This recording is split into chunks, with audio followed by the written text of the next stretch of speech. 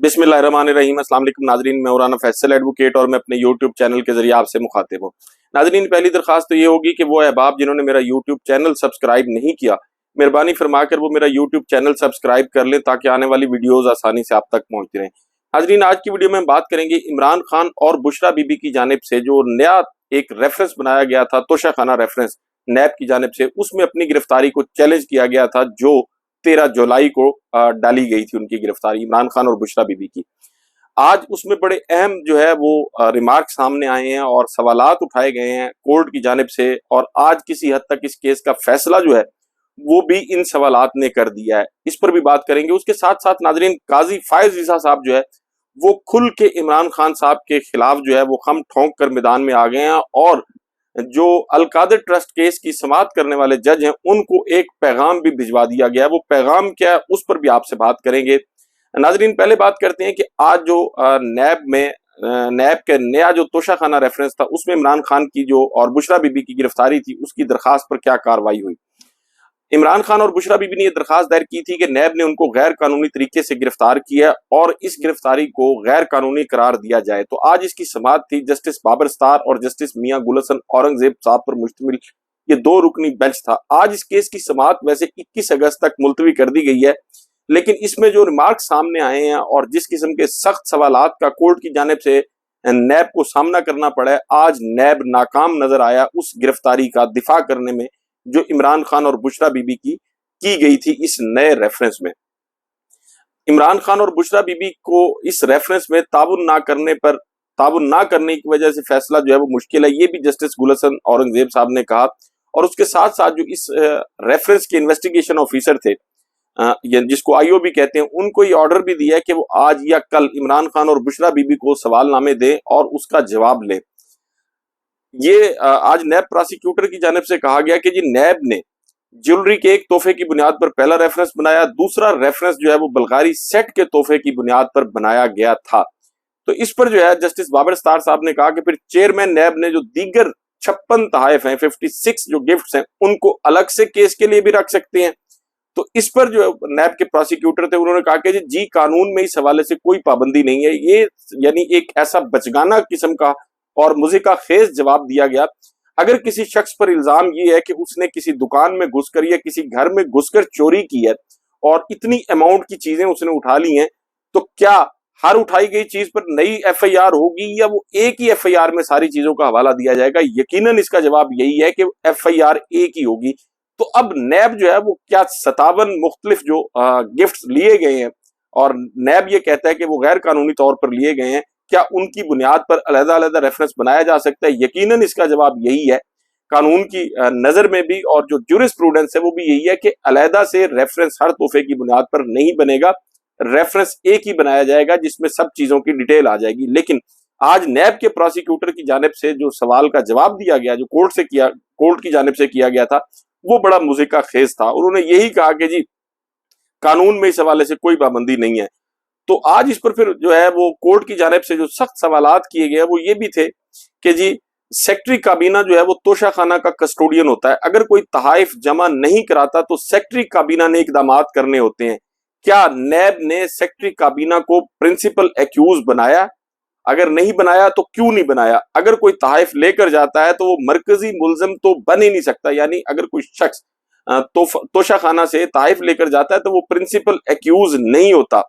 क्या नैब ने सेक्रेटरी काबीना के वारंट ऑफ अरेस्ट जारी किए हैं? ये भी सवाल किया गया मियां गुल हसन औरंगजेब साहब की जानिब से। नैब ने ये रेफरेंस दायर क्यों नहीं किया? क्या इसमें ताखीर क्यों की जा रही है? नैब वाजे कह दे कि उन्होंने इमरान खान और बुशरा बीबी की गिरफ्तारी को प्रोटेक्ट करना है, जस्टिस मियां गुल हसन औरंगजेब साहब की जानिब से कहा गया। और फिर उन्होंने ये भी कहा कि क्या नैब ने तोशाखाना के दीगर तहाइफ पर भी किसी के खिलाफ इंक्वायरी की है? क्या काबीना डिवीजन की फहरिस्त के मुताबिक किसी एक भी शख्स ने जो तोशाखाना में तोहफा जमा नहीं कराया, नैब ने उसके खिलाफ कोई कार्रवाई की है? और यह भी कहा गया कि जी नैब ने अपनी नेक नियति साबित करनी है। नैब ने यह साबित करना है कि वो आजादाना कार्रवाई कर रहा है। नैब ने यह भी साबित करना है कि वो किसी सियासी जमात का बाजू मरोड़ने के लिए इस्तेमाल नहीं हो रहा। نیب نے دیگر مہنگے تحائف پر کیسے آنکھیں بند کر لی ہیں؟ کیا یہ صرف ایک کیس پک کر لیا ہے نیب نے؟ یہ کورٹ کی جانب سے سوالات کیے گئے نیب پراسیکیوٹر سے۔ ثابت کریں کہ نیب اپوزیشن کو دبانے کے لیے استعمال نہیں ہو رہا۔ عمران خان کو 13 جولائی کی میجک ڈیٹ کو گرفتار کرنے کی وجہ یہ ہے کہ نیب گرفتار نہ کرتا تو وہ جیل سے باہر آ جاتے۔ نیب کا پہلا کال اپ نوٹس جو تھا وہ تو درست نہیں ہے، دوسرا ہمیں دکھا دیں۔ آپ نیب کے مبہم کال اپ نوٹس کو گرفتاری کا جواز کیسے بنا کے پیش کر سکتے ہیں؟ یعنی وہ جو پہلا نوٹس جس پر یہ گرفتاری ڈالی گئی ہے اس کو بھی مبہم قرار دیا ہے عدالت نے آج۔ یہ عدالت آج ہی گرفتاری کو غیر قانونی قرار دے سکتی ہے۔ ایسے بہت سے نوٹسز پہلے بھی یہ اسلام آباد ہائی کورٹ کالعدم قرار دے چکی ہے۔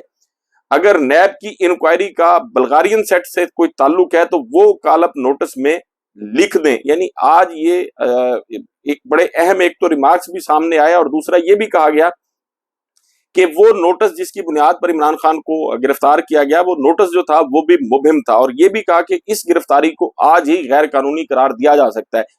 اس میں کوئی دوسری رائے نہیں ہے کہ جب عمران خان صاحب 2022 سے وزیر اعظم کے منصب سے علیحدہ ہوئے تھے ایک تحریک عدم اعتماد کے نتیجے میں، تو 2 سال جو ہے وہ نیب اس پر خاموش رہا، نیب نے کوئی کارروائی نہیں کی، اور پھر جو 2 ریفرنس پہلے بنائے، اب یہ تیسرا ریفرنس جو ہے یہ بھی اس لیے بنایا گیا کہ عمران خان صاحب جو ہے وہ ان کو چونکہ ان کی نظر آ رہا تھا کہ جو عدت میں نکاح والا کیس ہے اس میں ان کی اپیل اور بشرا بی بی کی اپیل منظور ہو جائے گی، تو اس لیے ان کو جیل میں رکھنے کے لیے اور بشرا بی بی کو جیل میں رکھنے کے لیے یہ ایک نیا ریفرنس جو ہے یہ بنا دیا گیا۔ اس میں جو میلا فائڈی یا بدنیتی ہے نیب کی وہ بالکل واضح ہے کہ ایک شخص کے خلاف ایک توشہ خانہ سے تحائف لینے کے جرم میں 1 سے زائد مقدمات کا بنانا بذات خود یہ نیب کی بدنیتی اور میلا فائڈی کو واضح کرتا ہے۔ اب چونکہ اس کیس کی سماعت جو ہے وہ 21 اگست تک ملتوی کر دی گئی ہے اور آئندہ سماعت پر جو ہے وہ اس پر فیصلہ ہوگا، لیکن آج جس قسم کے سوالات آئے ہیں کہ جو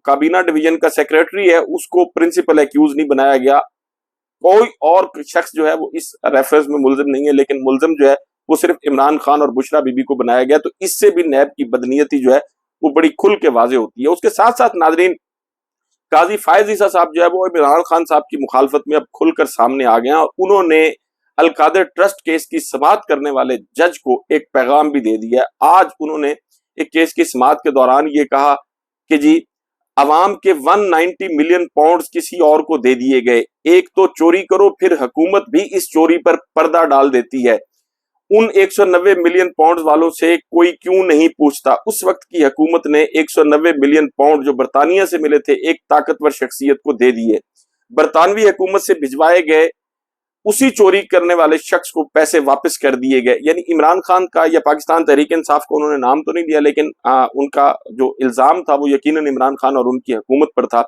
اب ایک ریفرنس جو القادر ٹرسٹ کیس ہے عمران خان کا وہ بھی زیر سماعت ہے۔ یہ جو کچھ آج قاضی صاحب نے کہا یہ انپریسیڈنٹڈ ہے۔ عام طور پر ہوتا یہ ہے کہ وہ کیس جو ماتحت عدالتوں میں زیر سماعت ہوتا ہے اس پر اعلیٰ عدلیہ کے ججز کی جانب سے اس قسم کے ریمارکس سامنے جو ہے وہ نہیں آتے، یہ ایک طرح سے اثر انداز ہونے کی کوشش ہوتی ہے۔ اسی کورٹ میں قاضی فائز عیسیٰ صاحب جو ہے وہ انہوں نے ایک وکیل صاحب کو یہ بھی کہہ دیا تھا کہ جنہوں نے یہ بتایا تھا کہ جی جو شخص جس کو اغوا کیا گیا وہ ان کا کلاس فیلو ہے، تو انہوں نے کہا تھا کہ جی آپ ہم پر اثر انداز ہونے کی کوشش کر رہے ہیں، اور دوسری طرف ایک جو سیشن جج لیول کا جوڈیشل آفیسر ہے ایک چیف جسٹس کی جانب سے اس قسم کے ریمارک ہے جی عوام کے 190 ملین پاؤنڈز کسی اور کو دے دیے گئے۔ پہلی تو بات یہ ہے کہ یہ تعین کس نے کیا ہے کہ وہ 190 ملین پاؤنڈ عوام کے تھے، اور پھر دوسری انہوں نے کہا کہ وہ پیسے چوری کے تھے جو چوری کرنے والے شخص کو واپس کر دیے گئے ہیں۔ یہ تعین بھی قاضی فائز عیسیٰ صاحب نے کیسے کر لیا کہ وہ پیسے چوری کے تھے، اور اگر چوری کے تھے تو کس کے پیسے چوری کیے گئے یہ نام بھی لیتے۔ طاقتور شخصیت کا نام جو ہے وہ بھی انہوں نے لیا، ملک ریاض کی طرف شاید ان کا حوالہ تھا یقیناً، لیکن ملک ریاض کو ان کو نام لینا چاہیے تھا۔ تو قاضی فائز عیسیٰ صاحب نے آج میں سمجھتا ہوں اپنے منصب کی توہین کی ہے، نہ صرف منصب کی توہین کی ہے بلکہ وہ القادر ٹرسٹ کیس جو عمران خان اور ان کی اہلیہ کے خلاف بنایا گیا اور جس کی سماعت ہو رہی ہے اور وہ تقریباً سماعت جو ہے وہ مکمل ہونے والی ہے، اس پر اثر انداز ہونے کی کوشش بھی کی ہے۔ عمران خان کی ہمشیرہ علیمہ خان صاحب نے بھی اس پر اعلان کیا کہ وہ سپریم کورٹ جائیں گی اور اس بات کی جو ہے وہ جواب لینے کی کوشش کریں گی کہ ایک ایسا کیس جو ماتحت عدالت میں زیر سماعت ہو اور चीफ जस्टिस साहब के पास उसकी समाअत भी ना हो रही हो, उस केस पर चीफ जस्टिस जो है वो रिमार्क्स कैसे पास कर सकते हैं?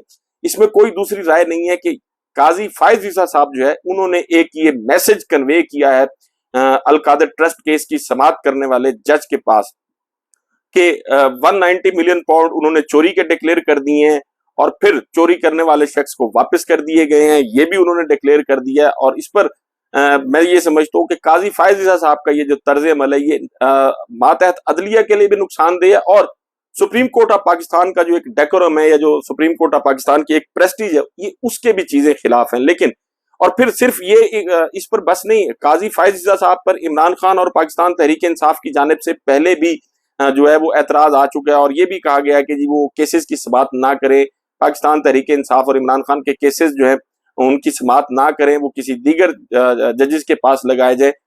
लेकिन बहरहाल चूंकि इस वक्त चीफ जस्टिस जो है वो चीफ जस्टिस हैं और ये उनकी मर्जी है, जो supreme court practice and procedure committee है उसके तहत ये केसेस कहाँ लगते हैं। लेकिन मैं ये समझता हूँ अपने ओहदे से भी नाइंसाफी की गई है और मातहत अदलिया पर भी ये प्रेशर डाला गया है। अब मुल्क का चीफ जस्टिस जिस चीज को कह दे कि जी वो चोरी का पैसा है और वापस कर दिया गया और फिर इल्जाम लगाए, बाकायदा नाम लिए बगैर कह दे कि जी ये चूंकि इमरान खान साहब ने ये सब कुछ किया है, तो ये बड़ा मातहत अदलिया के लिए मुश्किल होगा, उस जज के लिए मुश्किल होगा कि इस केस का मेरिट पर फैसला कर सके। तो आज वैसे भी अलकादर ट्रस्ट केस जो है वो जेर समाअत था। इस केस में जो समाअत है वो 17 तारीख तक मुलतवी कर दी गई है। इसमें जो इन्वेस्टिगेशन ऑफिसर थे उन पर क्रॉस एग्जामिनेशन होना था, जिरा होनी थी, लेकिन आज उन पर जिरा नहीं हो सकी। इमरान खान के जो वकला हैं उनको बहरहाल परेशान भी किया गया, उनका वक्त भी जाया किया गया, लेकिन जिरा जो है वो आज नहीं हो सकी। तो अल कादर ट्रस्ट केस पर चीफ जस्टिस काजी फायज ईसा साहब की जानिब से जो उसकी समाअत करने वाले जज हैं उन पर दबाव जो है वो बड़ा आज खुल के उन्होंने इजहार कर दिया है।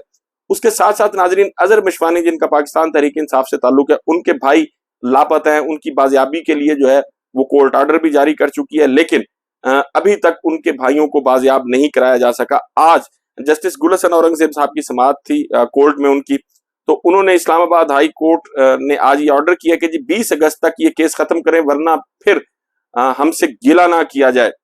बाजियाब करा के उनके भाइयों को और अदालत में पेश करने की मोहलत दी है। और फिर आज उन्होंने ये भी कहा कि जी मेरे एक साथी जज ने एक लापता अफराद केस में सख्त ऑर्डर किया, तो आज की हुकूमत की प्रोपेगेंडा मशीनों ने उसके खिलाफ प्रोपेगेंडा शुरू कर दिया। आप additional attorney general Munawwar Iqbal Duggal से पूछ लें कि क्या हुआ। आज उन्होंने एडिशनल अटॉर्नी जनरल से मकालमा करते हुए ये भी कहा। पीटीआई का जो एक और लापता कारकुन है फैजान, उनकी बाजियाबी की दरखास्त पर भी समाअत जो है वो मियां गुल हसन औरंगजेब साहब की कोर्ट में हुई और उन्होंने आज बड़ी बरहमी का इजहार किया अटॉर्नी जनरल से मकालमे में। उन्होंने कहा कि जी आइन को तब्दील कर दें, बुनियादी हकूक इसमें से निकाल दें, हमारा दायरा इख्तियार खत्म कर दें, मुल्क को इस तरह चलाएं। मुझे नहीं मालूम स्टेट इससे क्या हासिल करना चाहती है, आप उसकी गिरफ्तारी डाल दें, हम कुछ नहीं करेंगे, लेकिन मुल्क इस तरह ना चलाएं। वजारत दिफा, वजारत दाखिला, स्टेट सब इससे खुश हैं। मुझे समझ नहीं आ रही कि ये हो क्या रहा है, इससे क्या हासिल करना चाहते हैं। पहले जिस बेंच में केस था उन्होंने लिखा कि ये जबरी गुमशुदगी का केस है। पाकिस्तान में पहला केस नहीं है जो जबरी गुमशुदगी का है। पाकिस्तान में पाकिस्तान के जो कानून नाफिज करने वाले इदारे हैं वो लोगों को जिस तरह से अगवा करती हैं, जिस तरह से लोगों को लापता किया जाता है, वो सबको पता है। और लोग तो ये भी कहते हैं कि ये जो नामालूम है ये हमें मालूम है। पाकिस्तान में इसमें कोई दूसरी राय नहीं है कि पाकिस्तान में कानून नाफिज करने वाले इदारे जो हैं वो पाकिस्तान का ना तो कोई कानून उन पर जो है वो असरअंदाज हो सकता है, ना पाकिस्तान का आइन उनका कुछ बिगाड़ सकता है। सुप्रीम कोर्ट, हाई कोर्ट जिस किस्म के मर्जी ऑर्डर्स करते रहे, लेकिन इदारे वही करते हैं जो उनकी अपनी मर्जी होती है। अजहर मशवानी के 2 भाइयों को जिनको अगवा किया गया था उनका सियासत से किसी किस्म का कोई ताल्लुक वास्ता नहीं है, लेकिन अजहर मशवानी की सियासी वफादारी तब्दील करने के लिए उनको अगवा किया गया। और उसके साथ साथ शहबाज गिल साहब के भाई को भी अगवा किया गया था और भी बहुत सारे लोग जो हैं वो उनको अगवा किया गया है। तो मुल्क में ये सिलसिला जो है खुदा जाने कब जाके रुकेगा। और दूसरी तरफ कुछ लोग इस बात पर भी है वो तालियां बजा रहे हैं कि चूंकि जनरल फैज हमीद जो है वो गिरफ्तार हो चुके हैं और अब उनका इमरान खान साहब से जो है वो ताल्लुक जोड़ने की कोशिश की जा रही है।